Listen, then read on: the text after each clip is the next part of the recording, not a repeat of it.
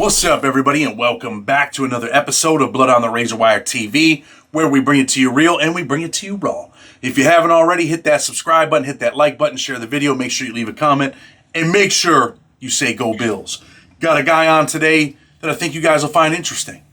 You know, he's going to talk about the realities of prison, about his addiction, about his life. But you know what? I think Luke could tell you his story better than I can. So, Luke, tell the people who you are, where you're from, and talk a little bit about you, brother. Hey, what's up, y'all? My name is Luke G. I'm from Minneapolis, Minnesota. I'm 32 years old.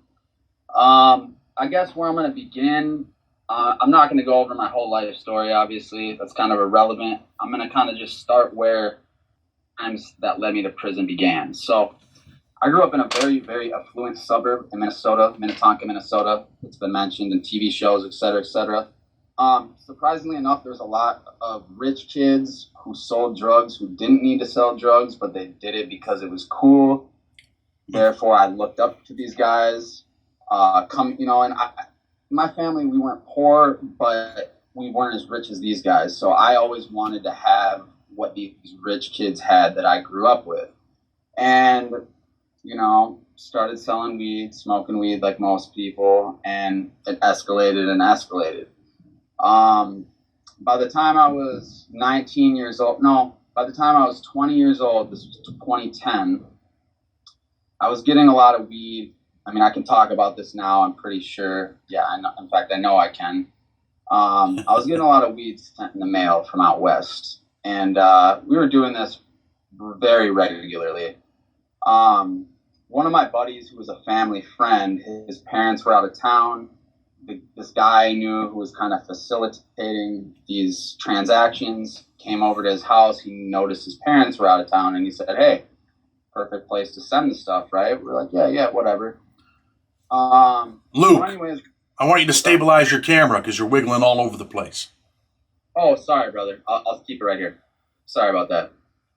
But anyways, so this guy kind of like, he sings us the whole song and dance and says, "Oh yeah, it's going to be a great deal, da da da da da." So we think, nothing of it. We've been doing this for about a year and a half. And little did we know that the feds had actually been like half-ass investigating us. And what ended up happening is we had a big load that got sent in. They did basically, I guess you could call it like a mock delivery. So they somehow had federal agents in the U.S. Postal Service. They delivered it. We got the package, and there was like a huge hole in it. And the dude who was kind of facilitating some of this stuff started freaking out instantly. He was like, "Dude," they tampered with it. They definitely are coming soon. We need to get the F out of here now. So we loaded the stuff up into a Subaru WRX. It had Cali plates. And I was kind of like, I didn't really believe the dude at the time. So I'm like, whatever, dude. So we piled his stuff in the car, got in his car. But I had stuff that I left at the house because I didn't think it was that big of a deal. So we took a left out of that alley. This is in South Minneapolis. And as we took a left out of that alley, we looked right. And there was 12 Hennepin County sheriff's cars coming to raid that house. So I was like, damn, homeboy was right.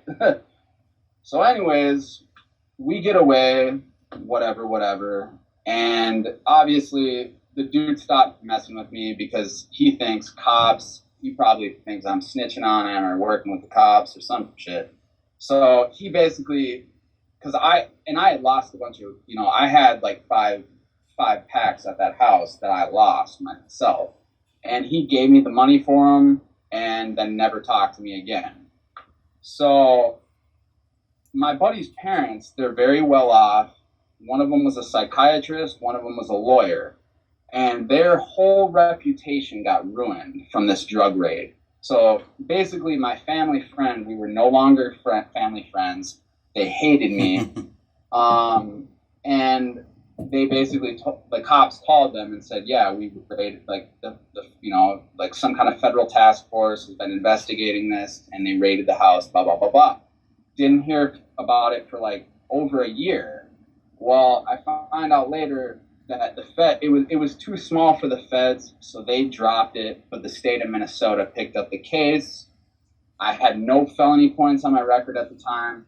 So basically what they said is, all right, we're going to put 21 months over your head and 5 years probation. And I'm like, I know nothing about the law at this point. I'm just like, I don't want to go to jail, man. So I'm like, cool, run that shit. I didn't even try to take it to trial because, like, at the end of the day, like, I wasn't at the house with the weed. You know what I mean? Like, I was gone already. But they lifted my fingerprints off these bags. And because I had already got a DUI, my fingerprints were in the system. So they matched my fingerprints with these 5 pounds of weed that was at the house. So basically they connected me to the weed. I probably should have taken it to trial, but I had no idea about the law. I said, whatever, I don't want to go to jail. Take the charge, whatever. And in the midst of this, heroin, this was like 2011, and this was kind of like the beginning of the opioid crisis. I don't know if you guys are aware, but, you know, like heroin, my grandfather, I'm actually a 3rd generation heroin addict. Like, I have heroin use dating into my family back to the 1970s. My grandfather was a heroin addict. My mother was a heroin addict. Damn. But back then, kids in the suburbs weren't doing dope. Like, it just really wasn't a thing like it is now. But by like 2010, 2011, like, dude, kids in the suburbs were fully strung out. And so I lost this weed plug. I lost, you know, but I was just starting a new heroin habit. So I met some paisas. I started picking up ounces of heroin. I started selling, you know, I started bringing it from the cities to the suburbs and like quadrupling my money, whatever. And my heroin addiction continues. Well, these guys get busted by the feds. I can say it now, Javier, Jaime, blah, blah, blah. It doesn't really matter the names. But anyways. There's a lot of Javiers and there's a lot of Jaimes, so you're all right. I mean, hey, Chad, you've been to the feds. I'm sure you met a million of those Paisa dudes who sell the multicolored balloons. I'm sure I mean. Damn. But, damn, bro. So when those dudes because, like, that was kind of like my little lifeline. Because, like, I lost my weed plug, and then I had this dope plug I was making a lot of money off of, and now these guys are both gone. So but I'm still a heroin addict. And, you know, a junkie needs to get high. So this is right around the time, like, the dark web had been around for like a year or two. So I start messing around with the dark web, and I start buying Xanax for extremely cheap and for like cents on the dollar. And selling. Let me stop you for a minute, Luke. You don't go to prison. You took the probation, 21 months over your head. Yep. So now you're doing the Xanax thing, and tell the people what happens.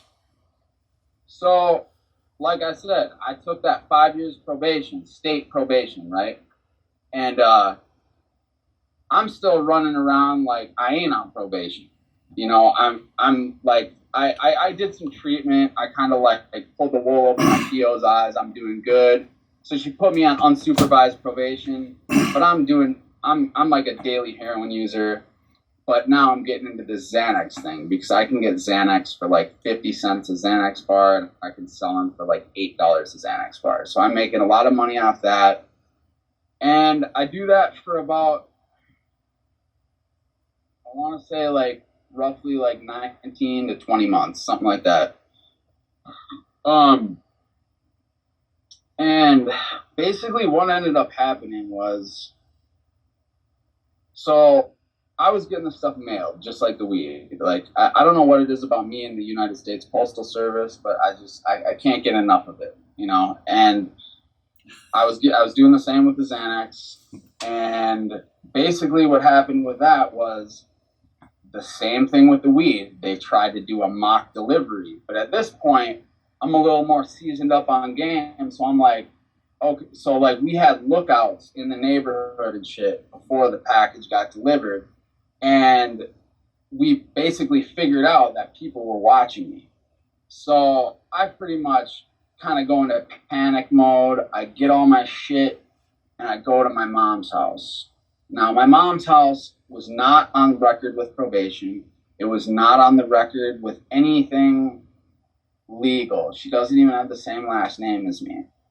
But I'm camping out there for 3 days. You know, I brought all my drugs. I I think I had like $20,000, maybe like 18,000, something close to 20,000. Not like a shit ton, but I had a lot of Xanax. I had like, I forget it was over 10,000 Xanax bars. It was like 10,056 Xanax bars I got caught with. But anyways, they find out about my mom's house. They raid her crib. And then I go, I get arrested. I go to Hennepin County Jail. And basically, from Hennepin County Jail, they transfer me to Sherburne County. Now, Minnesota, I'm pretty sure Sherburne County, like, we don't have like an MDC LA or like an MDC New York, like the East and the West Coast do. Like, there's just like a county jail somewhere in Minnesota where the federal people go. So I went to Sherburne County, and then after like 40 days, Sherburne County releases me, and I'm like, oh shit, I'm good. So I was chilling for another 6 months. Well, then all of a sudden, I get these charges. I get charges in the mail for a first-degree possession. Now, a first-degree possession, I mean, I know it's like Class A, Class B in different states, but a first-degree murder, that's the worst murder. First-degree possession, that's the worst possession. So that carries anywhere from, I don't even know the statute. It's like it's like 60 months to like 200 months or some shit. It depends on your felony points. So, anyways, I get a warrant out for my arrest. I end up doing dope for a while. I avoid turning myself in. Eventually, I turned myself in. And what I forgot to mention was, in between this time, I had gone to the workhouse for probation violation because I was failing UAs. And Minnesota jails and prisons, for the most part, are pretty sweet. Like, they even call Stillwater Sweetwater. That's what a lot of the gang members call it. So I go to the workhouse. I see a couple fights, nothing crazy. I'm like, this is a joke. This is like adult daycare. Like, I got no, like, I wouldn't even have a problem, like, sitting 12 months, 24 months, whatever, 36 months. Anyways, I'm sitting in jail. Blah, blah, blah, Stabilize blah. that phone for me, man. You're wiggling all over. Oh, I'm sorry, brother. I'm sorry. I got ADD like a But yeah, so the point where I started to notice that I might be in a little bit of trouble because I knew I was going to the joint for sure. They put me, because like I had told you before, I had gotten to a verbal altercation with my girlfriend, literally didn't even lay hands on her, but it was still considered a domestic. And because I had that violent crime, they put me in a pod with like other violent inmates. And that's when I started noticing, like, dude, people were just running game on me instant. Like, I was like one of the only white people in the pod, and everyone was from Chicago. Because, Minneapolis is like kind of near Milwaukee, Iowa, but Minneapolis and Chicago are the biggest cities. So our city is basically controlled by Chicago gangs, BDs, GDs, et cetera, et cetera. And I was like one of two white people in the quad. So, I'm a talkable person. I had plenty of money. I wasn't really hurting on money. My family would send me money. I had my own money. So I was just giving people shit just out of the niceness of my heart. And like, I really wasn't thinking anything of it until like one of my homeboys in there was like, hey bro, like, he's like, sorry, I'm kind of sweating in here because we got the AC broke, but one of these dudes that I play poker with every day, because we had a poker table in the county, he was like, he pulled me aside and he's like, hey bro, he's like, these dudes just think you're sweet, bro. He's like, they laugh about you behind your back. And like, and I kind of like had that in the back of my head, like, because like, dude, like, I was trying to fit in, man. Like, I'm not from the inner city. I'm not from a gang. Like, I'm from a affluent suburb. I never had a gun. I never had a knife. I never needed it. I was dealing with college kids, rich kids, like, and, so it was a culture shock to me. And I guess I knew I was trying to fit in, but he's like, bro, he's like, that shit, he's like, especially if you go to prison, like, that shit is going to follow you. So anyways, I tried to tighten up a little bit with that in the county, and I did, and I was better about that. And I hit a couple one-on-one fades because people disrespected me. Nothing too serious. Did you win? I always ask, did you win? I was 1-1 in Hennepin County Jail. I'll be straight up with that. That's First what's up. fight I got in with was a little short 5'5" native dude. Because the natives run the prisons in Minnesota. Native Americans, bro. Like, there's Native Mob. I shouldn't be shouting them out, but whatever. There's Native Mob and Native Styles. Those are the two big Natives gangs. They run the joints in Minnesota. But anyways, got into a fight with a little Native kid, and then got into a fight with this GD cat, and I fucking bro. It was like a one-hitter quitter. But, you know, it is what it is. But, I mean, like, fighting, I wasn't that big of a pussy where, like, I was, like, super scared to fight. Like, I was, like, fighting was, like, whatever. So, anyways, I get sentenced. Well, okay, I'll tell you this. The first offer, they offered me 119 months. And I'm like, I got 0 felony points. You want to? Hell no. So, anyways, I get it down to 60 months. Minnesota, you do 2/3 of your time. So, 60 do 40. I did. So, 60 months. You do 40 months in prison, then 20 months on parole. So I get to reception, which is St. Cloud. It's 140-year-old prison. And we pull up to St. Cloud, and man, this place is like a castle, bro. It's like on a hill, super intimidating. Like the guard towers, like just the quintessential like prison. Like, and I was like, dude, I ain't gonna lie, bro. I was shitting my pants a little bit. I'm like, bro, like, what did I get myself into, man? Like, because you hear all the stories about, like, you know, like, someone gonna make me my, you know, BITCH, someone gonna do this, someone gonna do that. Am I gonna have to put in work? Yada, yada, yada. So I get to St. Cloud. St. Cloud ends up being 23-1 pretty much the whole time I'm there. I had a homie in there. We were playing chess, shouting out the numbers from cell to cell. You know, they had a cart with a phone on it. So basically, they brought everything to your cell. I went into like a general population block for like a week and a half, and then I got shipped to Faribault. Now, Faribault is a medium security prison in Minnesota, and when I was in Faribault, it was like, okay, this is a little different than county. You know, like there was a lot more gang shit going on, and one of my cellies, he was, you know, a part of an organization, and he was big on that Suboxone game. I don't know if you ever heard of that, Chad. Of course. You know, but that's big in there because they're real easy to get in there. I ain't going to get into how they can get in there, but I'm going to just say they're easy to get in there. And somehow, you know, I don't know if it was I wanted to get brownie points with dude, but I just basically volunteered. I'm like, bro, I'll hold your shit for you, bro. No problem, bro. Like, I wanted to be cool, bro. I wanted to fit in because I felt so alone in there, bro.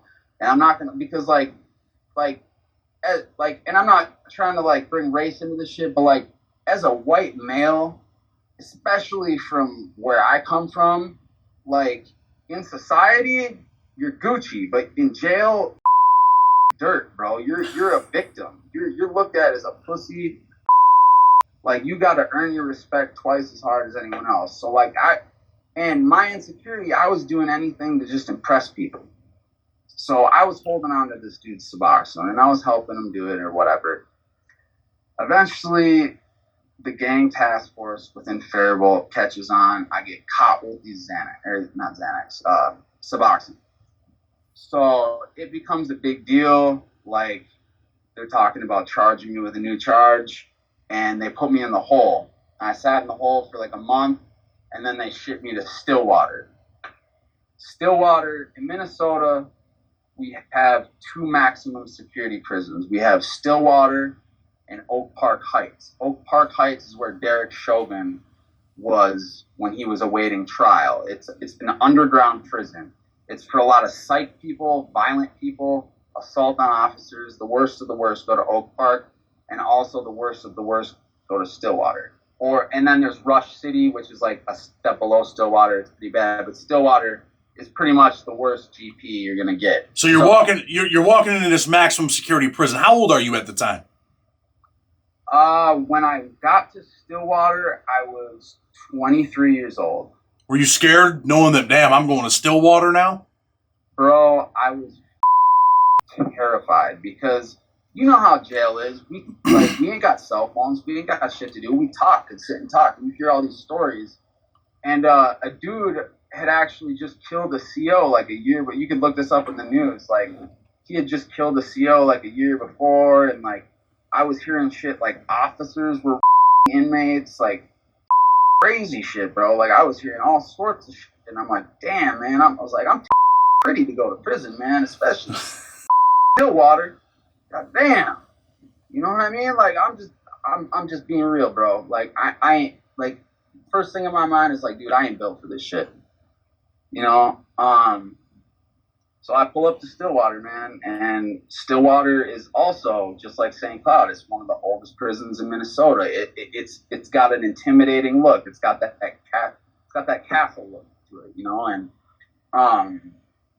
so I get into Stillwater. The one good thing I liked about Stillwater compared to Faribault is it is single cells. You ain't got to worry about some crazy ass celly. So it was all single cells, so I was cool with that. But so I sit in orientation within Stillwater for like 2 weeks, and like I'm talking to my counselor and all this shit, and I'm like trying to tell them, I'm like, hey, listen, like I don't deserve to be here. Like, this isn't the right place for me. Like, dude, I went to Minnetonka High School. Like, why am I in Stillwater? Like, send me to Moose Lake. Send me to a minimum. And because of that violent crime on my record, whatever Minnesota does to classify, even if you got one little violent crime, you're going to, like, they're sending you with the big boys, man. And you got caught with the subs, so that probably jammed you up too, right? What'd you say? Getting caught with them subs, with the Suboxone, that jams you up, right? Oh, yeah, so I forgot to tell you about that. So, yeah, they were actually about to give me another outside charge for that. We talked about that. I want to talk about Stillwater and what it was like, and, you know, the whole, you know, you had to pay for protection over there, and yeah. You know, I want to know how that works. So you get to Stillwater. Who's running that prison? What gangs? Oh, native mob, for sure. Native mob, bro.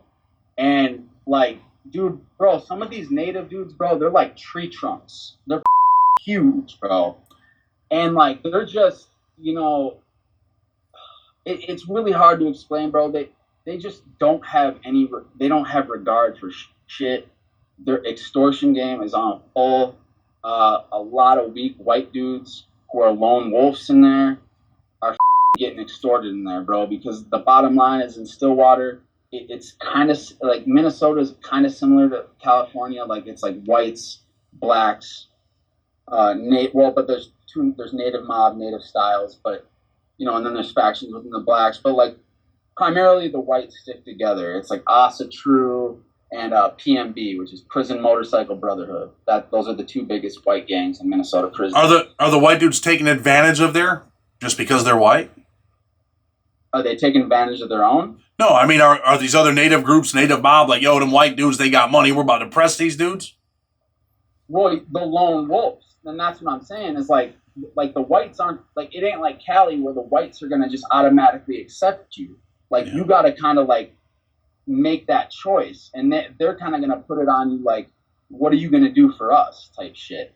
Like, they ain't going to just let you in for no reason. So it's like, there's independent whites that kind of are just lone wolves, and it's like them against everybody. And then there's like, you know, kind of, I don't want to say the woods, but in a sense, it's kind of like that, but it's a little different, if that makes sense. It does, but let me ask you this. So when you get there, the white dudes, do they come to you at first like, hey, what's up, bro? You know, you're with us? Yeah. I mean, what's going on?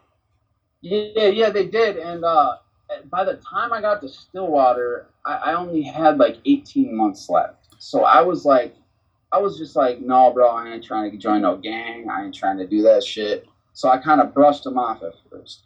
And the first people that pressed down on me were the natives. Well, yeah, so like I said, like some dude, he was an Asatru, which is like, that's not even really a gang. It's more like a Nordic religion within the whites, but it kind of like runs as a gang in the Minnesota prisons. So they asked me and I was like, no. And I didn't want to, you know, I'd heard the stories, like I might have to put in some work. I might have to stab someone. I might have to do this. And I'm like, dude, I got 18 months to the game, man. Like, I really don't want to do this. But the minute I said no to that, dude, I had freaking, bro, the natives were hounding me, bro. They came with lists. The first dude came with a $50 list of all the canteens. Like, I want this, I want that, I want that, blah, blah, blah, or we're going to put some shit in you. That's exactly what he said to me. We're going to put some shit in you. And I was like, I literally didn't know if that was like he's putting some shit in my, you know what? Or like he's going to put some steel in me. Jesus. Like, bro, I ain't having that shit, man. So anyways, by this point, man, that happened. I had a few like decent white homies that I was talking to, and I talked to them and I was like, listen, bro, I was like, I ain't trying to be victimized by these other races. I'm gonna rock with y'all, and that's that. So I started rocking with the whites, and mostly the PMBs and the Ossitrus. And I had to put in a little bit of work, like some just like 2-on-1s, getting people off this yard, and that was all good and dandy. Did you hold on? Did you get that $50 list? Did I pay the dude? No, I didn't. I went straight to the whites, and I told them about that. And I'm like, what? Like, I didn't know what to do. And they said, come with us, basically. And they were like, all right, you put in a little work with us. You help us out with some commissary. We'll take care of you. So I figured I was part of their whole thing. And by the time you know it, I was just doing the same thing to them as the natives wanted to do to me. I was paying them $50 a week too. Or no, I was paying them even more, $60. I was giving this dude $60 a week in commissary, bro.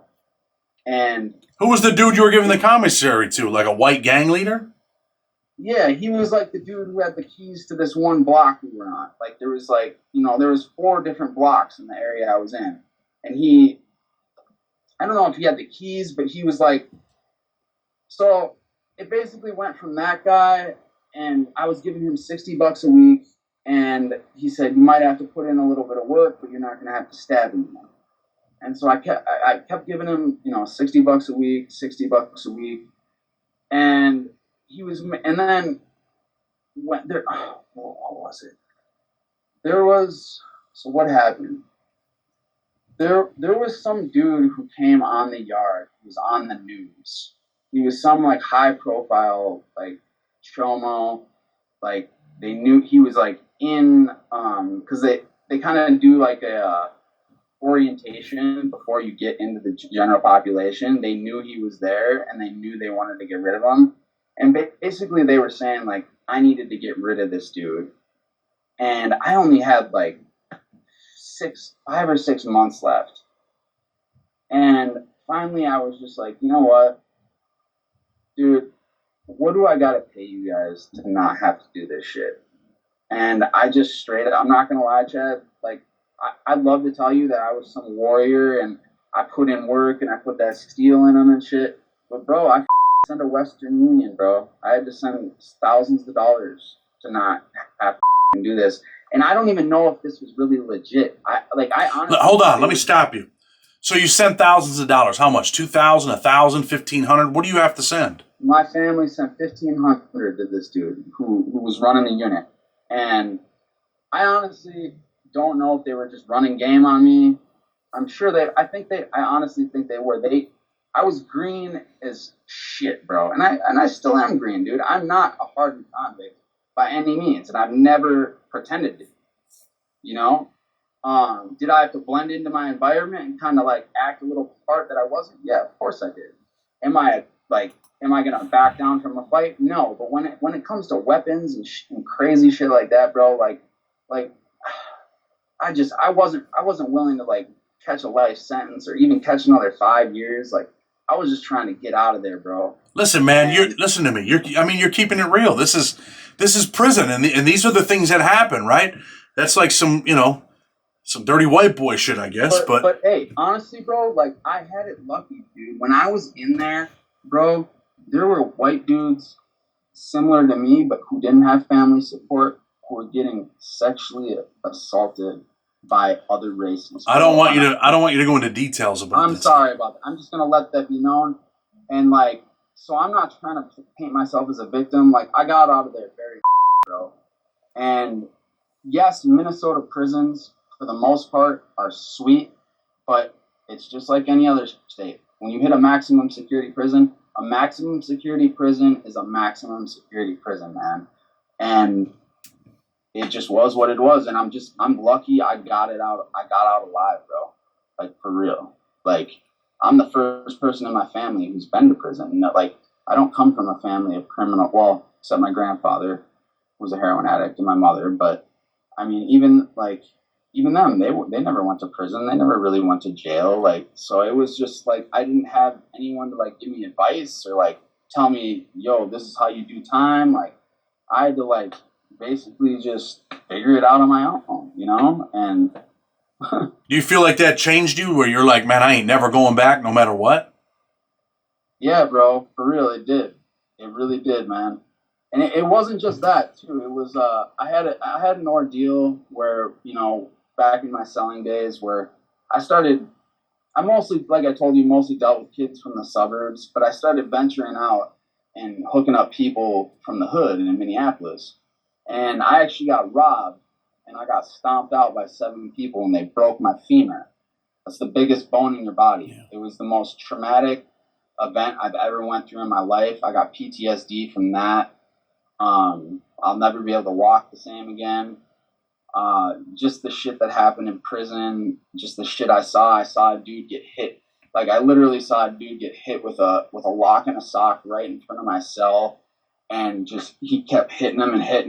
And then when he left, it was like you could kind of see his pulse almost. Like, I don't want to get too graphic, but like you could see it was like da-dun, da-dun, da-dun.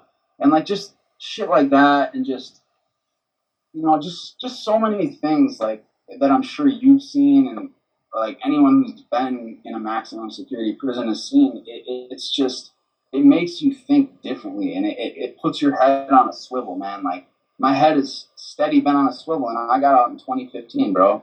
Like, I got out in 2015 and changed my life. And like, I still, like, you know, I don't like big crowds. I don't like new people. Like, I'm very skeptical of a lot of things, man. And like, I want to ask you a couple more questions, right? Yeah. What did your parents do? What did your father do for a living, and your mom? My dad, he owned a company. He owned a property inspection company. Basically, like, foreclosed homes. He would hire inspectors, and they would like draw a lot. And he owned his own business. What did your mom do? My mom, like, her family has money, and she was more of an artist. So like, she wasn't like per se successful herself, but you know.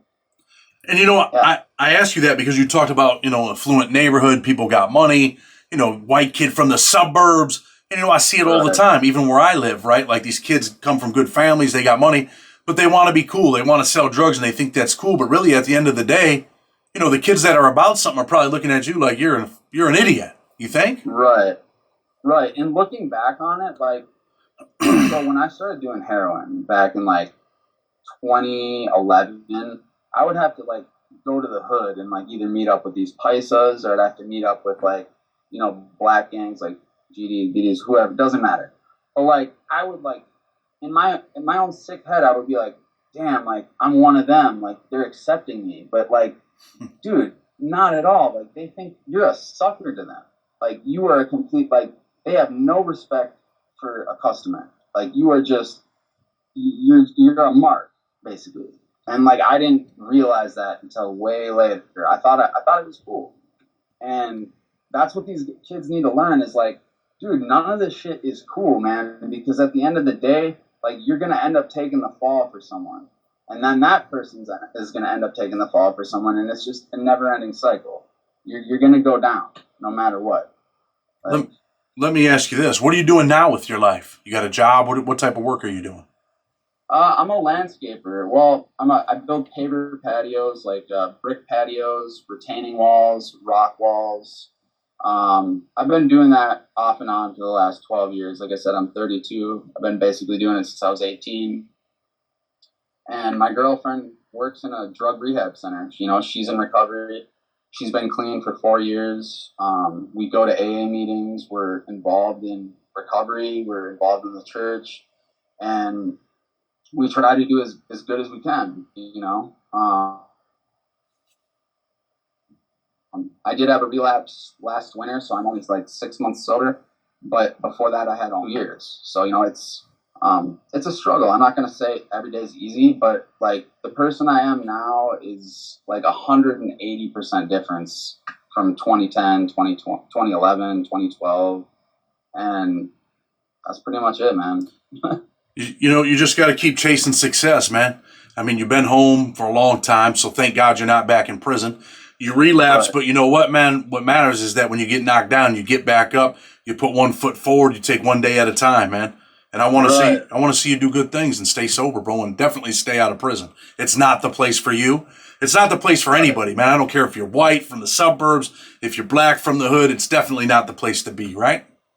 No, it's not, man. And I just want to, hey, man, I want to thank you, man. Just like, dude, your channel has given me so much inspiration, bro. Just listening to the stories and just seeing, because like I've seen so many people with like way more even adversity than me overcome and be successful, and like it's given me hope. And just you starting a channel, like I love video editing. I have my own YouTube channel. It's mainly an addiction channel. I haven't told all my stories yet because I only have like 600 subscribers, so I don't want to just let all my stories out before I even have all my subscribers. But you and a bunch of other YouTubers inspire me, man, for real. Well, I definitely appreciate it. Tell the people what the name of your YouTube channel is, and I'll put it in the link, and people can come check you out, man. Thanks, bro. I appreciate that. It's Luke, Lukeg TV.